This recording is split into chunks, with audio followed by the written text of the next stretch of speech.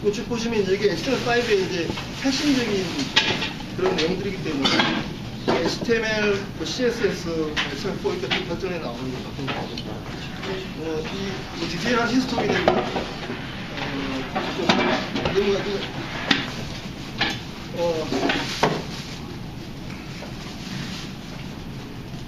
그래서 여기서 이제 한 가지 말씀드리고 싶은 거는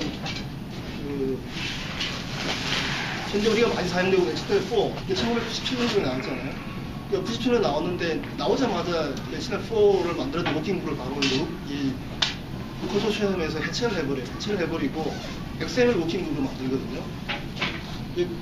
그러면서 그 당시에 제 생각만 하더라도 이거 HTML 완전히 없어지는 게 아닌가 그런 생각이 그런 의심도 들었었어요. 근데 그런 과정들이 결국은 이제 XML로 뭔가 해보려던 이런 작업들이 2000년도 와가지고 XHTML 1.1까지는 이제 1까지 표준을 만들어 놓고 나서 그 다음에는 거의 이제 활동이 중단될 거예요. 그리고 이제 2009년 그 HTML5로 뭔가 모든 그 자원을 투자하겠다 이렇게 이야기를 했고 그래서 이런 히스토리를 좀 이제 한번 같이 공유하던 차원에서 좀 정리를 해봤습니다.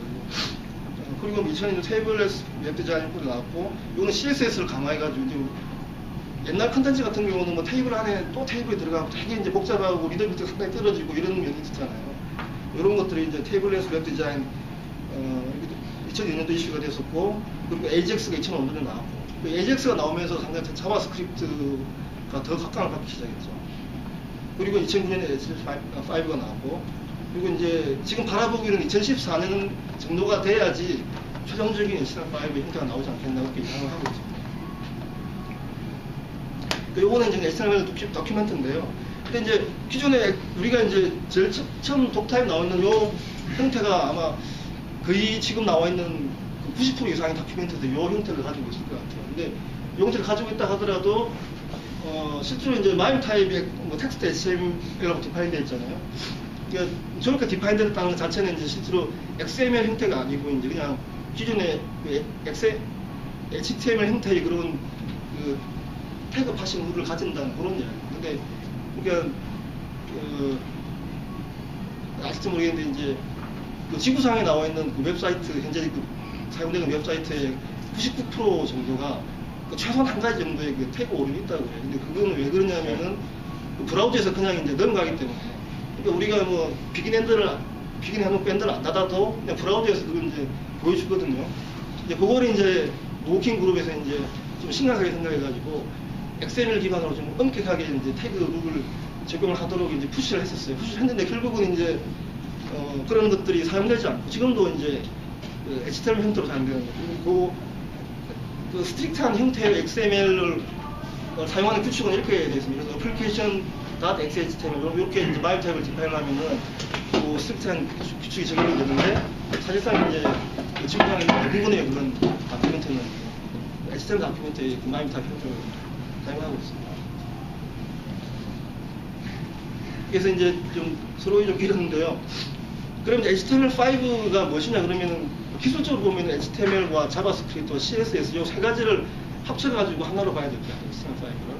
근데 CSS가 이제 뭐 HTML5 들어가냐 안 들어가냐 이것도 논란이 뭐 있을 수 있겠지만 사실상 이제 거의 같이 이제 HTML5 영역으로 보는 게 맞는 것 같습니다. 그리고 오늘 뭐 이게 CSS는 주로 이제 웹 디자이너들의 역할이고 우리들의 역할이 아니기 때문에 오늘 내용에서는 많이 좀 제외하고 주로 이제 HTML과 자바스크립트 관련된 영역에 관한 것만 그거만 주로 이제 말씀드리고 있습니다. 그래서 이제 그 말을 풀었으면 뭐 이게 모든 웹 디벨롭먼트를 위한 차세대 기술들이다 이렇게 정의할 수가 있겠습니다.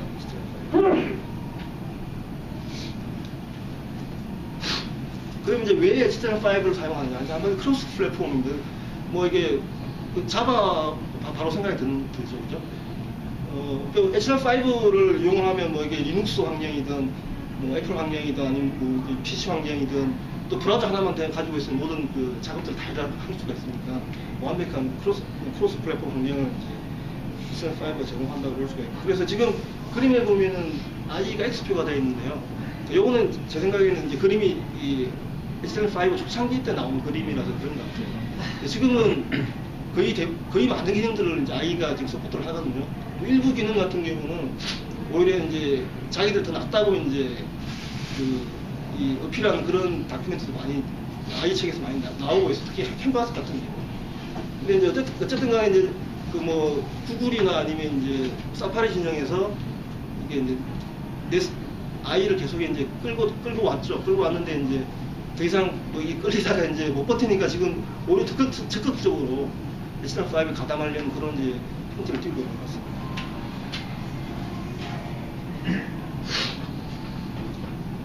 그리고 이제 아주 중요한 부분, 그 모바일 디바이스에서 서포트. 그러니까 그 HTML5를 가장 적극적으로 이제 리딩을 하는 그룹이 애플하고 이제 그 안드로이드 진영의 프롬 쪽이지 않습니까? 그러다 보니까 뭐 사실 HTML5를 안 사용하고는 이런 이제 모바일 환경에서 그런 아주 스마트한 UI를 만들 수 있는 그런 방법이 거의 없는 것 같아요, 향후에는. 그래서 HTML5가 그만큼 이제 중요한 것 같고요. 그리고 개발자 입장에서 아주 적은 코스트로 이제 쉽게 개발할 수 있는 그런 환경을 가질 수 있다는 거예요. 그래서 뭐 웹브라우저가 자동으로 다 업그레이드가 되니까 그 최신 그런 버전들을 모든 사람들이 같이 쉐어를 할 수 있고, 그리고 뭐 별다른 개발 플랫폼이 없습니다. 그냥 브라우저 하나 하고 그 다음에 이제 그 아이디 하나만 있으면은 그러면 좀 개발 환경이 다 끝나는 거예요. 그래서 뭐 다른 개발 툴을 살 필요도 없고 뭐 또 플랫폼 업그레이드 할 필요도 없고, 그러니까 크롬 브라우저의 그런 이제 디버깅 기능하고 그 다음에 그 아이디만 자기가 좋아하는 아이디만 하나 있으면은 얼마든지 개발을 할 수가 있습니다. 또 그런 장점이 있고요. 그리고 이제 제 생각에는 HTML5의 핵심적인 부분은 자바스크립트가 아닌가 이렇게 생각이 듭니다. 근데 제가 처음에 자바스크립트 생각했을 때는 예전에 이제 자바스크립트 잘 모를 때는 그냥 스크립트 랭귀지니까 뭐 얼만큼 대단하겠냐 그런 생각이 앞섰거든요. 근데 이제 뭐 사실상 뭐 이제 근데 제가 이제 이런 자바스크립트를 가지고 이제 개발을 하다 보니까 자바스크립트의 그런 펑션이라든지 그런 프로토타입 이런 기능들만 잘 이용을 하면은 아주 훌륭한 OOP 환경을 쉽게 만들 수가 있겠다.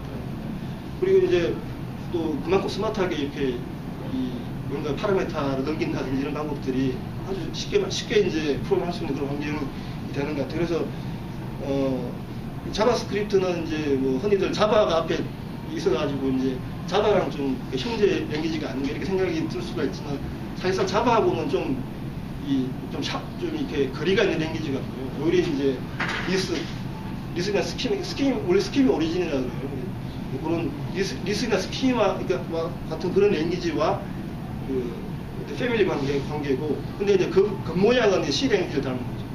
근데 뭐 자바스크립트 잘 하시겠지만 제가 생각에 자바스크립트는 아주 이제 스마트하고 훌륭한 랭귀지 같습니다. 그래서 뭐 C나 뭐 이렇게 자바 뭐 이런 것들 못지않게 자기가 할 수 있는 걸 얻든지 파워풀하게 적용하는 것 같습니다. 그래서 이제 지금 여기까지는 좀 이제 서론적인 부분이었고요. 좀 본격적으로 이제 그 HTML5에 대한 기능들 말씀드리면, 제일 먼저 이제 스토리지 기능입니다. 이 스토리지 기능은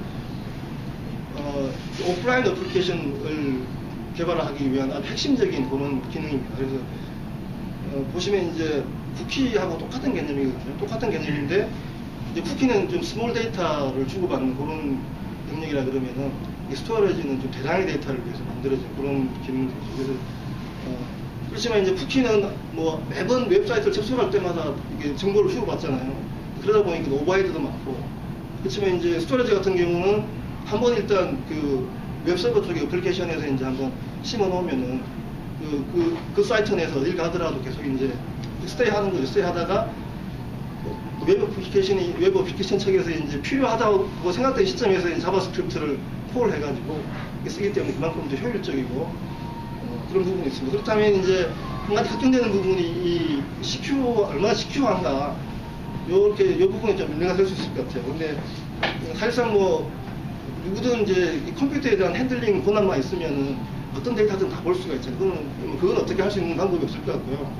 대신에 이제 웹사이트 측면에 봤을 때는 한 웹사이트가 저장해 놓은 그런 스토리지 정보를 다른 웹사이트가 참조할 수 없게 이렇게 만들어져 있습니다.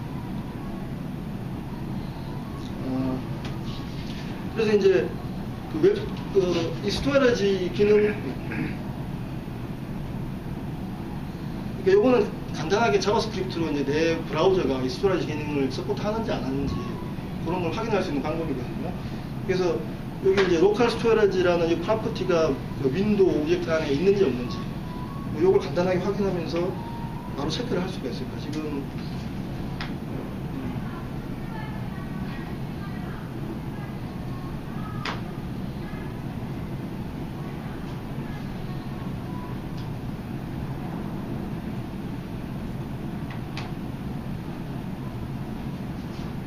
그냥 이제 아까 보이던 자바스크립트를 간단하게 만든 화면인데요. 뭐 이렇게 이제 체크를 해가지고 뭐 이게 알람 메시지를 때려가지고 바로 이제 확인을 할 수가 있고요. 지금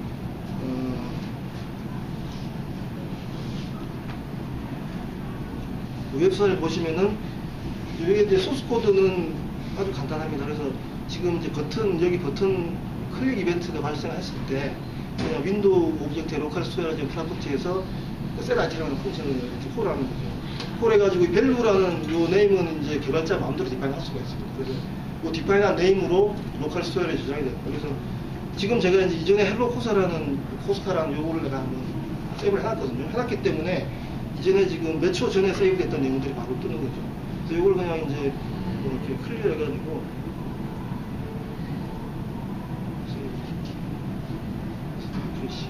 이제 이게 매번 리프레시 할 때마다 최종적인 스테이터스가 바로 이제 로컬 스토리에 저장되는 거예요.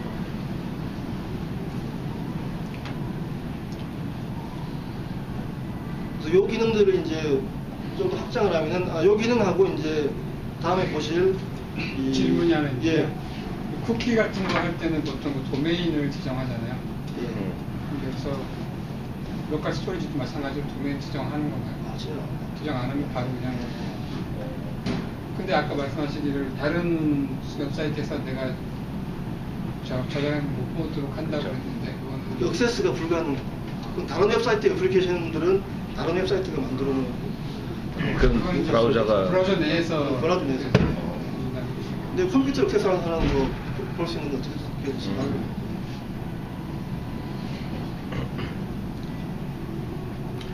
그 다음에 이제 중요한 그 오프라인 어플리케이션을 서포트하는 핵심적인 기능 중에 하나가 이제 웹 SQL인데요.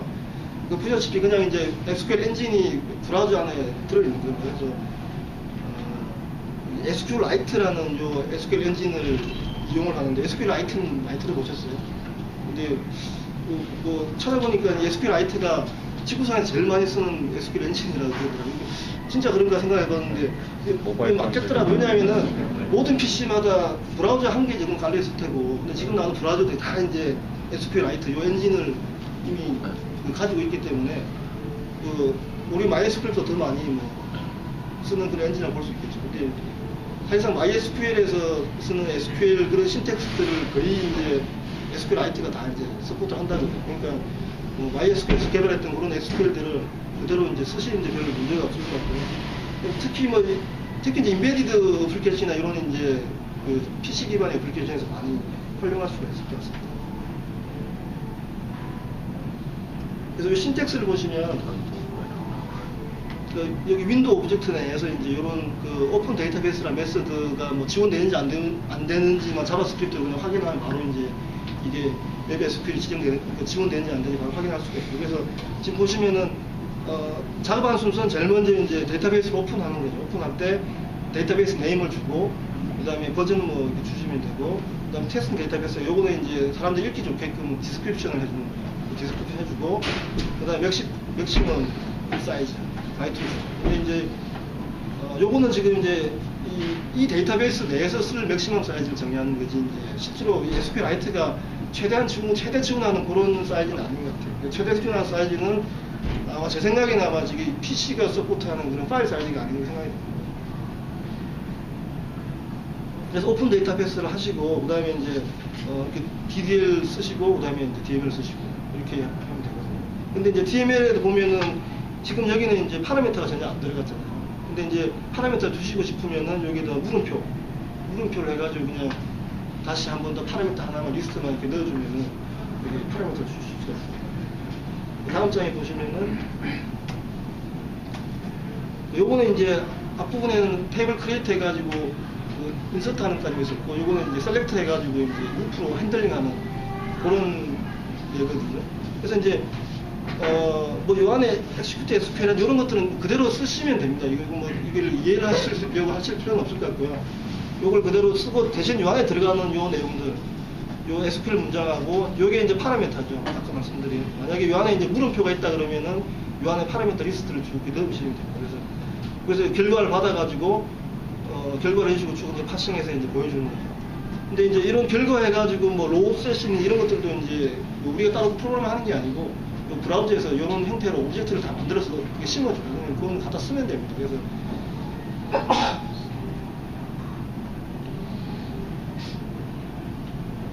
요게 이제 웹 SQL 데이터베이스 핸들링하는 샘플인데요. 지금 얘가 이제 이전에 테스트하느라고 몇 가지를 넣어놨어요.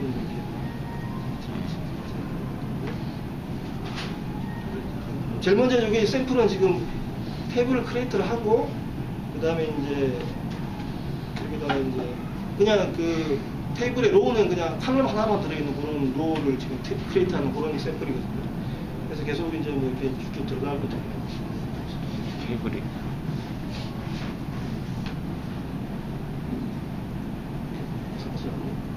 요게 샘플 코드 아주 보시면은 아주 심플합니다. 여기 보시면은.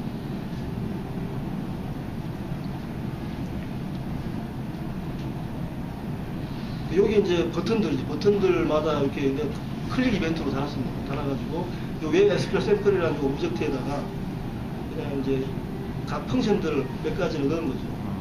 그래서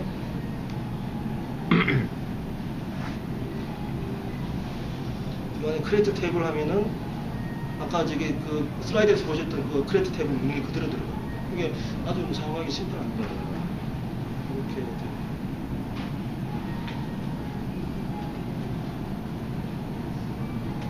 그래서 다음은 이제 어플리케이션 캐시인데요. 계속 이제 그 이어져 오는 것 같습니다. 그래서 이제 그 오프라인 어플리케이션을 지원하는 또 아주 어떻게 획기적인 그런 기능 같습니다. 그래서 요런 내용들은 주로 이제 뭐 이동이 잦은 그런 뭐 영업상 같은 경우, 자기 인트라넷에 항상 접속할 수 없는 경우, 그런 경우는 외부에서도 그냥 마치 인터넷에 접속해 있는 것처럼 이렇게 작업을 하고 나중에 다시 인터넷에 접속이 되면은 그러면 업데이트된 데이터를 다시 이제 자기 서버에다가 저장하는 그런 형태예요. 그래서 요걸 쓰기 위해서는 항상 이제 HTML 매니페스트 해가지고 HTML 요 엘리먼트 안에 이렇게 이제 프로퍼티를 이렇게 줘야지 이제 약속을 하는 겁니다. 이렇게 요걸 최초에 이제 브라우저가 이제 그 어떤 웹 화면을 접속을 했을 때 그 웹 화면이 보여주는 다큐멘트에서 요 내용이 들어있으면은 서로 이제 필요한 파일들 주고받는 거예요. 그래가지고 HTML이 될 수도 있고, 아니면 자바스크립트가 될 수도 있고, 아니면 이미지가 될 수도 있고, 이 웹 오프라인 어플리케이션을 위한 모든 컨텐츠들을 이제 최초에 다 다운을 받는 거예요. 다운을 받았다가 이제 물론 온라인이면 그냥 온라인을 작업을 하는 거죠. 하다가 만약에 오프라인 상태로 돼버렸다 그러면은 이제 뭐 퓨전 같은 경우는 이게 더 이상 오퍼레이션 할 수가 없잖아요. 근데 여기서 마치 접속되어 있는 것처럼 쭉 작업을 하다가 그 다음에 다시 온라인이 되면 수정됐던 내용이 그때 로컬에 저장이 되겠죠. 로컬에 저장됐던 내용들이 이제 다시 서버로 저장돼요. 요런 어플리케이션 캐시 기능, 이전에 이제 그 오프라인 어플리케이션에 대해서 많이 저도 이제 이야기는 많이 들었는데, 이제 요런 기능들이 바로 서포트가 되니까 프로그래머들도 많이 이제 활용할 수 있는 그런 환경이 생긴 것 같아요. 그죠? 잠시만. 캐시하고 데이터베이스하고 차이가 어떻게 나나요? 그 데이터베이스는 그냥 스토리지고요. 예. 그거는 이제, 그러니까 이 데이터베이스하고 이제 그 기능을 이용해서 이제 요 어플리케이션 캐시랑 같이 이제 같이 이용을 하면은 오프라인 어플리케이션을 만들 수가 있어요.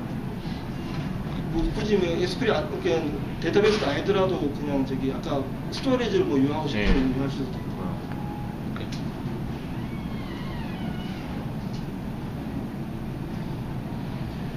그 다음은 웹워커인데요. 이제 웹워커는 이제 그 스레드 개발 환경을 자바스크립트가 제공하는 거고요.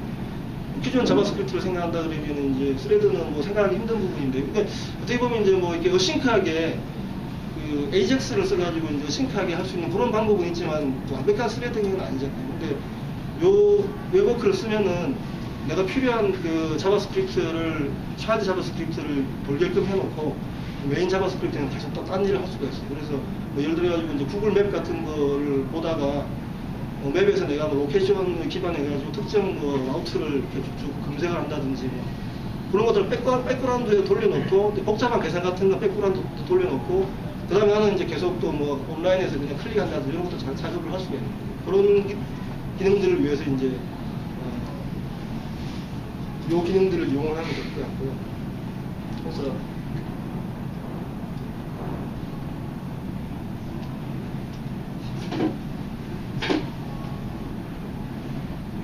요거는 웹워크인데 이게 이제 그 제가 말씀드린 그런 형태인 거라서 뭐 예를 들어가지고 요걸 이제 클릭을 해놓고 만약에 기존의 자바스크립트 형태 같은 경우는 요걸 클릭해가지고 뭔가 작업을 하는 동안에는 요 맵을 움직인다든지 이런 걸 할 수가 없잖아요. 근데 이제 요거는 지금 오프라인이라서 이거 안 되거든요. 만약에 이제 온라인 상태에서 이제 한다 그러면은 이렇게 작업을 걸어놓고 내가 나는 이런 맵 같은 걸 이렇게 돌리면서 보면서 다른 일을 이렇게 동시에 할 수가 있는 거죠. 요거는 지금 이제 샘플이 볼 수 있는 샘플이 간단하게 그냥 카운트하는 건데요. 뭐 스타트 워크 해가지고 이제 백그라운드로 자바스크립트를 돌려가지고 일시기씩 카운트하게끔 하는 그런 테스트 이런 이제 그 샘플입니다. 근데 사실상 뭐 현실 세계에서는 별로 유용하지 않겠지만 어쨌든 이건 테스트 보여준다는 차원에서 그 케이블이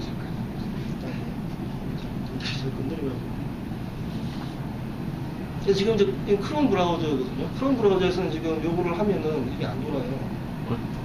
왜 그러냐면은 지금 이게 이제 제가 이제 그 캔버스로 이제 그 개발하다 보니까 크롬 브라우저 같은 경우는 아까 말씀드렸던 이제 그 같은 도메인인 경우는 그 도메인에서 이제 액세스한 경우는 이제 데이터를 액세스를 활용하는데 다른 도메인 같은 경우는 뭐 액세스를 안 하게 한다든지 특히나 이제 로컬에서 뭔가 자바스크립트를 실행한다든지 하는 그런 행위들은 크롬 같은 경우는 아주 엄격하게 부탁이 합니다. 스킬리티 문제 때문에.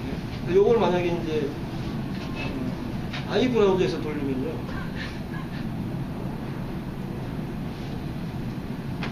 아이브라우저에서는 로컬에서 이제 그 자바스크립트 실행할 수 있도록 이렇게 기능을 제공합니다. 이렇게 이제 뭐 카운팅 하는데 요거는 단순한 그런 이제 예제인데 소스를 한번 보시면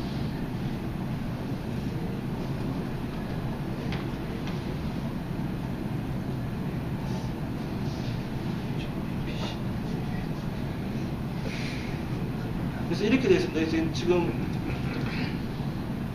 요게 지금 메인 자바스크립트잖아요. 메인 자바스크립트에서 들어가가지고 이게 워크가 지원되는지 안 되는지 이걸 확인 한번 해보는 거고 지원되는 길로 들어오겠죠. 그래서 이제 여기서 데모 온더바 워크리스트 JS 여기 이제 그 스레드가 되겠죠. 스레드를 돌리는 자바스크립트를 이렇게 이제 워크로 집판해서 오브젝트를 가지고 오면은 되는 겁니다. 근데 요 데모 커스텀 JS는 어딨냐면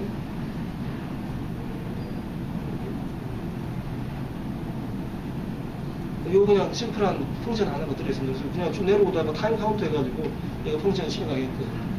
그래서 이제 이걸 백그라운드 돌리는데 여기 핵심적인 부분은 오고 같습니다. 포스트 메시지. 이게 이제 이 포크된 스레드 입장에서 이제 자기 부모한테 보내는 메시지를 보내는 방식. 요게 이제 콜되면은 부모한테 바로 메시지가 날라가요. 그래서 이제 부모 자바스크립트는 여기 보면 이벤트로 그냥 핸들링만 하고 있으면 돼요. 이벤트를 잡고 있다가 요 온메시지 이벤트에서 그러니까 이제 차일드한테 일을 시켜놓고 그다음에 이제 온메시지 이벤트로 기다리고 있으면은 그냥 차일드가 이제 필요한 정보를 해줄게 시키면 그냥 그때마다 이제 온메시지를 잡아가지고 확인해 보는 거죠. 그래서 그냥 이렇게 해가지고 디스플레이 하는 거고 그거밖에 있거든요. 근데 이제 어쨌든 자바스크립트에서도 이제 스레드 프로그램 환경을 제공하기 시작했다 이런 얘기. 실제로 많이 쓰이나요? 저는 아직 예를 들어서 페이스북 페이지 켜놓으면 자동으로 얼러트 뜨고 노티피케이션 오고 뭐 하는 게 그런 워커를 쓰는 거죠. 그건 로우 플레이는 다른 게 좋습니다. 그럼 다른 게 아직은 그 에이작스 막 처음 시작될 때는 자바스크립트로 그냥 돌아가면서 주기적으로 폴링하는 형태였는데 로우 플레이라고 커넥션을 네. 계속 잡아놓고 있어요. 근데 이거 보면은 저거랑 그 웹GL 요즘에 이제 나오는 그런 게랑 해서 게임 같은 거 돌릴 때 사용하기 좋을 것 같아요.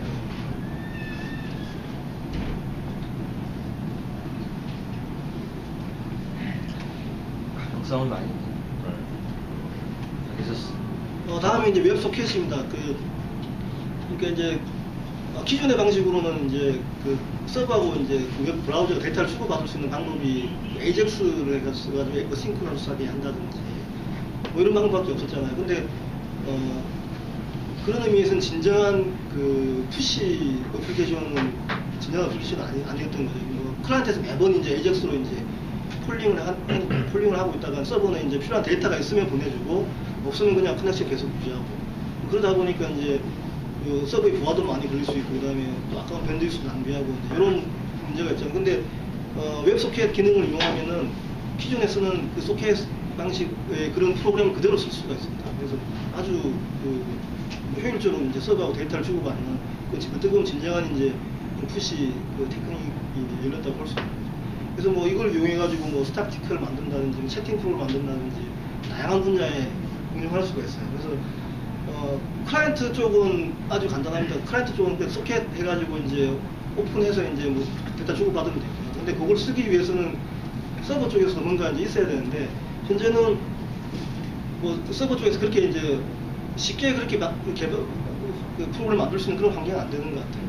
지금 뭐 제가 찾아보니까 이제 일부 웹 서버에서는 API를 제공하는데 지금 보시면 이제 ZT 웹 서버에서 이제 API를 제공하고 있고 블레스피시에서 이제 API를 제공하고 있고 이런 API들을 이용을 하면은 클라이언트에서 아주 쉽게 이제 서버 데이터를 주고받고 어플리케이션을 만들 수가 있습니다. 이거는 지금 얘는 뭐 실행은 안 되는데요. 뭐 이런 형태로 하는 거죠. 그래서 이제 웹소켓, 그 웹소켓이라는 그 루트 메소드, 그 자바스크립트 제공하는 요걸 제공해야지 이제 요걸 제공하는 브라우저에서 이제 웹소켓 쓸 수가 있는 거죠. 요거는 웹소켓 프로토콜로 이렇게 시작한다는 거예요.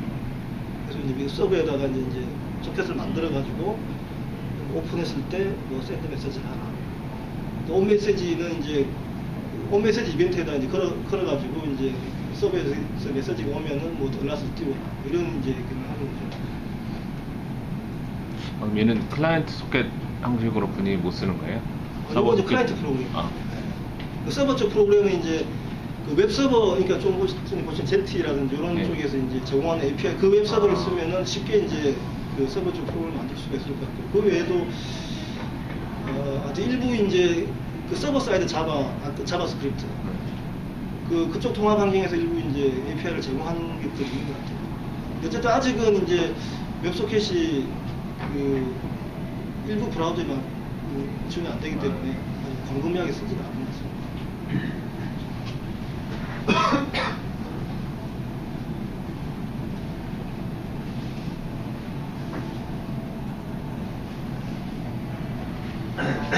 그 다음에 이제 드래그 아웃 기능인데, 이거는 뭐 그냥 말 그대로 이제 드래그 아웃 하는 그런 기능에 대해서 샘플을 한번 보시면요.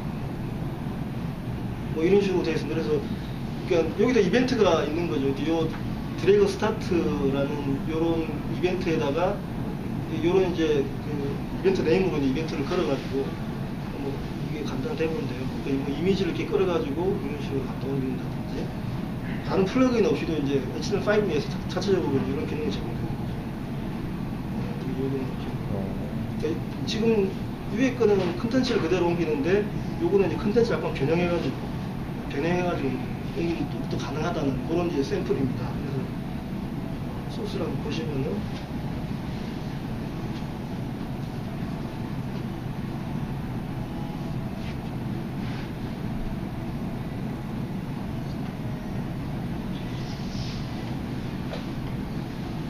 조금 전에 보셨던 그 드래그 존하고 그 드롭 존하고 두 개가 있었잖아요. 드래그 존에서 해당하는 이런 이제 이벤트들에다가 이렇게 걸고, 드래그 존에서 해당하는 이벤트 걸고, 드롭 존에서 이벤트 걸고. 그래서 드롭 존에서 이제 뭐 드래그 엔터가 들어갔을 때 뭐 이렇게 뭐 하버링 하고 뭐 이런 것들이 이제 쭉 이벤트별로 쭉 들어가고, 제일 마지막에 드롭 이벤트가 생기면 그 파일을 뭐 어떤 형태로 이제 그 CSS 내용을 약간 변경해서 저장한다든지 그런 오퍼레이션들을 할 수가 있겠죠. 그 아까 위에 좀 올라가 보시면 스크립트하고 D4라고 되어 있는데 그게 뭔가요? 아, 이거는 이제 그 자바스크립트를 실행할 때 그 페이지가 완전히 로드가 된 다음에 온로드 된 다음에. 완전히 로드.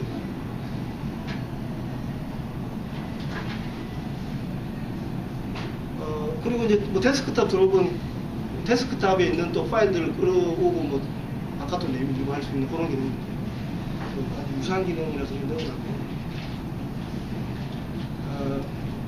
그 다음에 이제 파일 시스템 API인데 또 그 기존에 이제 웹 브라우저에서 그 로컬에 있는 그런 파일을 액세스를 하는 게 상당히 이제 골치 아픈 그런 문제잖아요. 이게 또 그게 또 어째 메인 이슈는 그 보안 때문에 또 특히나 그랬고. 근데 아직도 이제 대부분의 브라우저에서는 이 기능은 제공이 안 되는 것 같습니다. 그런데 이제 크롬에서는 제공이 되는데 또 일부 그 사람들은 이게 보안 문제 때문에 왜 이거를 HTML5에 넣었냐 이렇게 또 컴플레인 하는 사람도 있는 것 같아요. 그렇지만 구글에서는 이제 크롬에서는 이제 뭐 이렇게 샌드박스를 만들어 가지고 보안에 있는 파일 시스템들을 액세스하기 때문에 다른 쪽에 건드리지 않는다. 보안상의 문제가 없다 이렇게 얘기를 합니다만 어쨌든 뭐 지금 논쟁거리 되는 것 같습니다 현재. 근데 지금 많은 브라우저에서는 기능은 제공이 안 되고 있고요. 그래서 마치 이제 그 자바스크립트에서도 그냥 로컬 파일 시스템을 편하게 파일을 라이트하고 그다음에 리드하고 하는 이런 기능들을 그 파일 시스템 API를 통해서 이제 넣을 수가 있습니다. 저 파일이 그럼 로컬 디렉토리에 써지는 예, 거예요? 로컬 데이터를 써지고 그다음에 읽기도 하고. 그러면은 네. 정말 잘못될 수도 네. 있겠네요. 쉽게. 질문인데요. 제가 알기로는 SQLite에서 그 파일 타입 중에 블럭인 걸로 알고 있거든요. 아 예. 그 바이너리 타입이기 때문에 실제적으로 그 테크니컬하게는 저희가 바이너리 파일을 쓸 수가 있는 거잖아요. DB 안에. 그래서 예. 기술적으로는 이걸 파일 시스템을 쓰는 것처럼 DB를 쓰는 예, 거기 진짜 때문에 그렇게 사실은 됩니다. 그런 식으로도 쓸 수 있잖아요. 쓸 수 있는 거. 근데 이제 하여튼 뭐 이제 비슷한 그런 비슷한 이슈인 것 같아요, 그죠? 네. 비슷한 이슈인 것 같은데 근데 그거는 이제 뭔가 좀 다른 형태로 그 데이터베이스 형태로 좀 제공되는 거고 이건 완전히 그냥 파일을 자기 로컬 파일을 마음대로 흔들면 그런 거 약간 좀 차원이 약간 다른 것 같습니다. 이것도 지금 다 브라우저들 전부 다 지원이 되는 건가요? 아 이게 오로지 이제 크롬만. 그 보안적인 문제가 상당히 클 것 같아서요, 네, 지금 그런 것 이거는. 같습니다. 한 가지 질문이 있어요. 웹 스토리지에서요. DB 파일 자체가 SQLite가 파일이가 그렇게 있잖아요. 그러니까 서버 쪽에서 아예 DB 파일을 다운받아 이거를 레퍼런스랑 연결하는 게 웹 스키마를 쭉 받아서 이거를 실제 트랜잭션을 처리하는 게 아니라 그냥 DB 파일 자체를 조절을 하는 거죠. 이거를 그냥 포인팅을 시키는 그런 식으로. SQLite 파일을 이렇게 네. 다운받으면 그래서 그것도 뭐 가능한 이야기 근데 제 생각에 지원이 안 될 것 같아요. 왜냐하면은 어차피 이제 이 SQLite 요 부분도 네. 결국 이제 샌드박스 내에서 돌아가는 그런 기능이라고 생각이 되거든요. 그 파일을 그냥 어디다가 저장해라 이런 형태로는 파일은 읽을 수는 있는데 그거를 액세스하려면 퍼미션이 있어야 돼요. SQLite에 액세스 퍼미션이 있어야 되는데 그 액세스 퍼미션은 저 웹 스토리지를 호스팅하는 브라우저에 국한되어 있기 때문에 그게 좀 다른 아니 가능은 하죠. 그러니까 그걸 말하자면 폴리시가 그걸 안 하는 쪽으로 갈 것 같아요. 어떻게 보면 이 파일 시스템을 가지고 다른 웹사이트들이랑 같이 이렇게 데이터를 쉐어하는 방식을 쓸 수 있겠네요. 그러니까 왜냐하면 웹사이트 그 도메인에 다 모든 게 국한된다 그랬으니까. 근데 만약에 웹사이트가 여러 개 있는데 어떤 데이터를 사이트 간에 주고받고 싶다 그러면 로컬에다가 파일에다 써놓으면은 데이터베이스는 접근이 안 돼도 파일에는 접근이 될 거 아니에요. 아니 잘 그렇습니다. 보안 목적상 안 하는 것 같은데. 아니 그 데이터베이스나 그런 게 이제 웹사이트 도메인에 종속이 되니까. 근데 만약에 우리 회사에서 웹사이트가 여러 개가 있다. 근데 그 웹사이트들끼리 데이터를 뭔가 공유를 하고 싶으면은 서버에 안 가고 또 이 로컬 시스템 내에서도 이렇게 파일 하나 가지고 공유를 해서 쉐어를 할 수 있는 거잖아요. 가능하지 않을까 싶습니다. 그리고 실제로는 저런 뭐 P2P 애플리케이션도 이제 웹 애플리케이션으로 만들 수 있게 되는 영화 다운로드해서 막 쉐어하고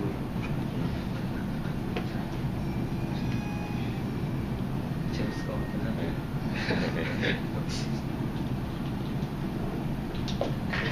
그 다음 기능은 지오로케이션인데 이거는 뭐 너무나 유명한 기능인데 구글의 그 지오로케이션 그 이제 API를 이용해가지고 쓰는 거죠. 근데 지금 보니까 뭐 거의 대부분의 브라우저에서 다 이제 이걸 서포트를 하고 있더라고요. 그래서 간단하게 이제 그 지오로케이션 요 프로퍼티에서 이제 메서드를 콜 해가지고 현재 이제 위치 정보를 가지고 오는 거예요. 근데 어쨌든 요 기능을 이용하기 위해서는 뭐 잘 아시겠지만 이제 그 클라이언트 입장에서 내가 허용을 해야지 요 가져갈 수 있어요. 내가 허용하는지 안 하는지 어떻게 지오로케이션 셀폰 같은 경우 켜놓으면은 네. 자동으로 그 마지막 기지국에서 500m 이내면 바로 찾아가지고 출퇴근해요. 허용하지 않을지는 그럼 이제 허용하고 있는 거네요. 얼라우 뭐 뜨잖아요. 근데 그게 데스크탑에서도 돼요?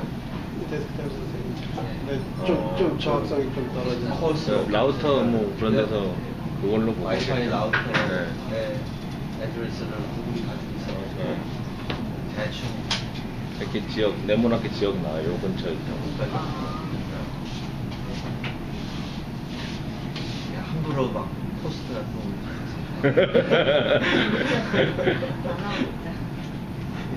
그 다음은 이제 디바이스 오리엔테이션이라고요. 이거는 이제 그 현재 데스크탑 말고 뭐 거의 대부분의 그 랩탑이라든지 뭐 이게 타블렛이라든지 스마트폰에서 이제 뭐죠 이게 뭐 장비가 있던데 엑셀러메터 엑셀러미터요? 네. 가속계라고 그러더라고요. 그러니까 요게 이제 있어가지고 이게 뭐 자기 디바이스 방향에 대한 그런 위치 정보를 줄 수 있다고. 그래서 거의 모든 디바이스에서 그 데스크탑에 거의 가능하다는 사용 가능하다는 거. 그래서 보면 이제 여기 디바이스 오리엔테이션이라는 이벤트에다가 이렇게 메서드를 이렇게 네. 걸어 놓으면은 그냥 알파 베타 감마 값을 넘어온다. 알파 값은 이게 이제 나침판을 기준으로 해가 나침판 북쪽을 가르치잖아요. 근데 그 북쪽을 기준으로 해가지고 지금 내 디바이스가 이제 어느 방향으로 얼마큼 이제 이게 기울어져 있는지 그거에 대한 정보고, 이제 베타는 이제 이게 프론트에서 백으로 이렇게 이제 기울어진 그 각도라고 이야기를 해요. 그리고 감마는 이제 레프트에서 라이트로 기울어진 각도. 뭐 요거를 이제 잘 이용을 하면 아주 뭐 스펙타클한 그런 게임 프로그램이라든지 뭐 이런 걸 재밌는 응용 프로그램을 만들 수 있다는 요게 이제 얘인데, 여기 보면 이제 요건 알파, 베타, 감마 값 세로죠. 이게 그대로 이제 북쪽으로 그 하도 안 기울은 상태를 보는 겁니다. 근데 요거는 이제 완전히 180도로 이제 북쪽 바뀐 거죠. 두 번째 건. 그래서 이제 알파 값이 180 값이 들어오고, 근데 요거는 라디안 값이 아니고 지금 그냥 각도 값이 그대로 들어오는 것 같아요. 요거는 이제 뭐 이렇게 감마 값이 오른쪽으로 이제 이렇게 40도 기울어지는 거고, 요거는 이제 뭐 이렇게 보이는 거예요. 이렇게 약간 올라와가지고 요런 이제 각도 정보들을 이제 이벤트에서 그런 놈 자바스크립트에서 할 수가 있으니까 이런 프로를 만들 수가 있어요. 그 저런 거 하려면 이제 액셀러미터 그런 디바이스가 랩탑이나 그런 데 들어 있어야 될 거 아니에요. 네. 그러면 걔네들이랑 브라우저하고 드라이버 같은 거는 어떻게 통신이 될까요? 디바이스 드라이버가 윈도우 WDM이라고 윈도우즈에는 그렇게 들어가고요. 리눅스에는 모르겠어요. 네이티브 코드로 들어가 있는 것 같아요. 그쪽 드라이버랑 맞춰만 주면은 이제 브라우저는 거기서 읽어서 그런 거니까요. 이건 결국 모바일을 위한 API. 그렇겠죠? 네. 폰 같은 근데 요즘 랩탑도 다 타블렛 형식으로 나오니까 뭐 거기서 랩탑은 타블렛도 뭐 다. 거. 랩탑은 누구 쓰지 뭐 누가 쓰지.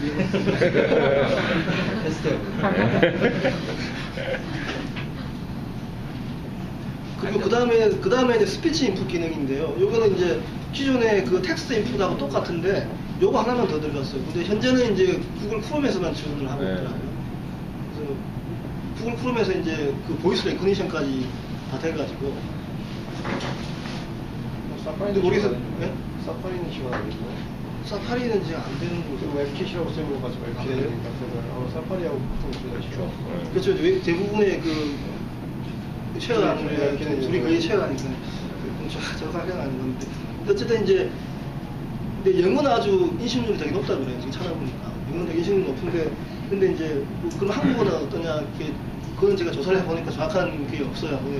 그냥 추측을 하기로 그냥 현재 뭐 구글 음성 서치 기능이 제공되지 않습니까? 그 음성 서치 기능을 제공하는 랭귀지들이 되게 많이 디파인이 되어 있더라고요. 한글도 이제 코리안도 거기에 다 포함이 되어 있고 그래서 뭐 제 생각에 어떻게 참여할 수 있는 그런 방법이 있는 것 같아요. 그래서 이제 뭐 이렇게 주로 이제 이 타이핑을 안 하더라도 그냥 말로만 이메일 주소를 그냥 말로 입력을 해가지고 텍스트로 그냥 받아오는 거죠. 텍스트하고 똑같은데 대신 인풋만 이제 이 타이핑을 하느냐 아니면 말로 하느냐 그 차이가.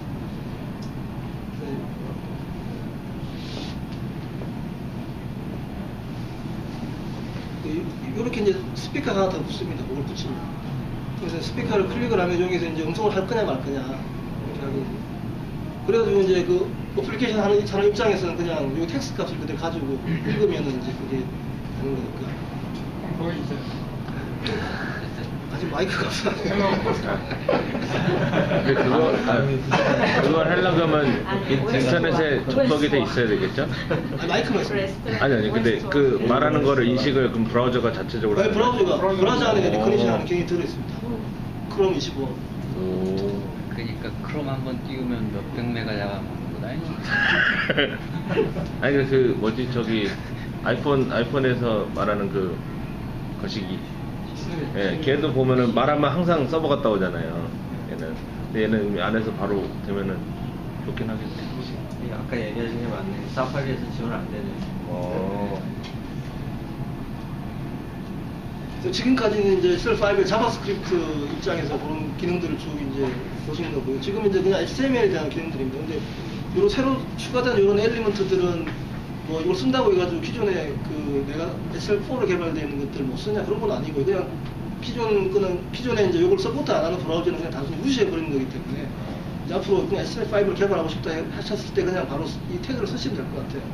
그래서 이 헤더 관련된 태그들은 이제 그 서치 엔진에 아주 유용한 정보를 제공할 수 있는 그런 이제 뭐 태깅 기능들이고 그 내비게이션은 이제 뭐 메뉴를 만든다든지 탭 메뉴를 만든다든지 그런 데 유용하게 쓸 수가 있고 그리고 뭐 섹션 아티클 요거는 이제 뭐 기사를 만들기 위해서 가지고 기사를 섹션을 쭉 나눌 수도 있고 아니면 뭐 또 특정 섹션에 또 뭐 여러 가지 아티클에 들어갈 수도 있고 그런 환경이 되기 때문에 뭐 섹션과 아티클은 서로 중첩해서 쓸 수 있는 그런 태그라 그러고요. 그 안에다가 또 헤더도 디파인 할 수가 있습니다. 그리고 이제 요 사이드 태그는 이제 보통 다큐멘트 이게 보면은 좌측 뭐 우측에 보면 그런 요약되어 있는 그런 정보들 있잖아요. 그런 것들을 위해서 특별히 이제 만들어 놓은 태그라고 하고요. 그리고 피규어 태그는 이제 뭐 이미지 같은 것들을 이제 보여주기 아주 좋은 그런 방법이 되어 있어요. 그래서 이미지에다 뭐 제목을 단다든지 그런 식으로 이제 쓸 때 이제 피규어 태그를 이용하고 그리고 부터라는 이런 태그도 이제 새로 추가되고 요 태그들은 이제 뭐 일부 태그들이고 근데 이제 이게 핵심적인 태그이기 때문에 이제 제가 찾아보니까 이런 태그들 정리를 해놨더라고요.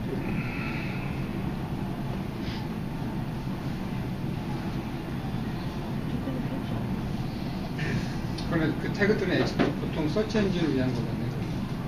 그러니까 요 특히 헤더 관련된 부분이 그렇고 여기 섹션 있는 아티클 같은 경우도 그 검색 엔진한테 아주 유용한 그런 태그 같아요.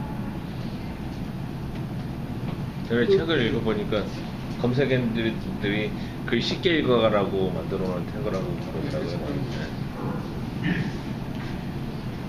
그래서 요런 마크업들에 대한 이제 뭐 샘플은 한번 그냥 보시고 넘어가시면 뭐 이렇게 되어 있습니다. 이거는 이제 데이터 리스트라는 요 엘리먼트들을 이용을 하면은 우리가 이제 유저들의 입력을 할 때 뭐 지금 이제 리스트에 보면 옵션에 보면 BMW 코드 비디오 이렇게 되어 있잖아요. 그러니까 여기 B만 입력을 하면 이렇게 이제 그런 식으로 뜨는 거죠. 이런 식으로 이런 기능들 바로 이제 프로그램할 필요 없이 바로 적용해 주는 게 데이터 리스트고. 그리고 뭐 메뉴하고 이런 커맨드들은 뭐 특별하게 이제 뭐 용도는 없는 것 같아요. 그냥 커맨드들을 이제 그 뭐 특히 마우스 같은 거 이런 거 지원 안 되는 그래서 키보드 같은 거 이용한다든지 하여튼 그런 커맨드들 모아가지고 그냥 디스플레이하는 그런 형태인 것 같고요. 그다음 요거 디테일 서머리는 이제 보통 이게 이렇게 슈링크되고 하는 이런 게 있잖아요. 이런 기능들 바로 제공하는 거죠. 서머리만 처음에 나왔다가 여기 이제 클릭하면 디테일하게 나오고. 그리고 이제 요런 밑에 있는 뭐 미터라든지 프로그레스 바라든지 이런 것들은 다 이제 프로그램이 필요 없이 그냥 HTML 태그만으로 이제 추론이 됩니다. HTML5를 지원하지 않는 브라우저는 저거 어떻게 보냐? 그냥 그게 내가 궁금했어 지금. 예, 지금 제가 브라우저가 없습니다. 이거 i10은 맞죠?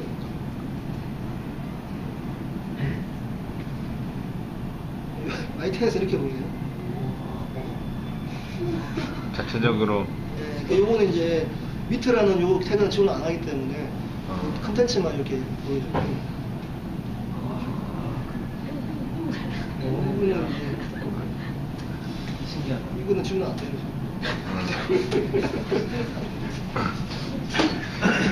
저런 게 안타는 그게 걸리고.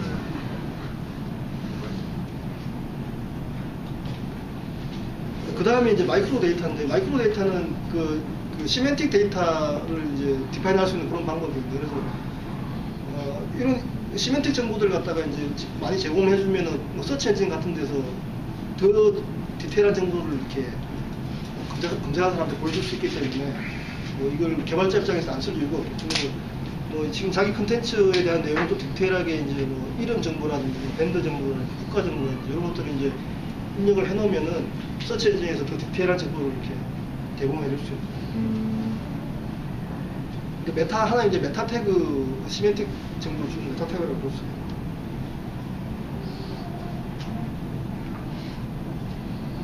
다음은 이제 아리아인데, 아리아는 그 마이크로 데이터랑 거의 개념은 비슷한 것 같아요. 개념이 비슷한데, 아리아는 이제 그 개발자 입장에서 봤을 때 더 많은 정보를 제공하는 거죠. 그래서 이전에 보면 그 웹 액세서빌리티라고 그래가지고 이제 장애인들한테도 뭔가 좀 더 편한 그런 걸 제공해주자 이런 것도 있었잖아요. 그런 걸 위해서 이제 좀 유사한 개념으로 이제 데스크탑에서 개발해놓은 어플리케이션을 예를 들어가지고 뭐 이렇게 스크린 터치 환경에 있는 그런 환경으로 이제 그대로 옮겼다고 했을 때, 그러면 또 새로 개발해야 되고 이럴 수가 있잖아요. 그럴 경우는 이제 그럴 경우를 위해서 특별히 이제 요 정보들을 이용하면 더 유용하게 개발을 할 수 있다. 이렇게 얘기해요. 저도 이제 디테일하게는 제가 뭐 이렇게 해보지는 않기 때문에 뭐 이런 것들을 이제 뭐 아리아 레이블 정보라든지 이런 것들을 미리 다 디파인을 해놨었어요. 그래서 키보드가 없는 머신에서는 개발자가 또 다른 형태로 이제 뭔가 프로그램을 해주면 유저가 더 쉽게 알아볼 수 있고 그런 걸 개발할 수가 있습니다. 그런 걸 위해서 이제 아리아라는 부분을 디파인을 했습니다.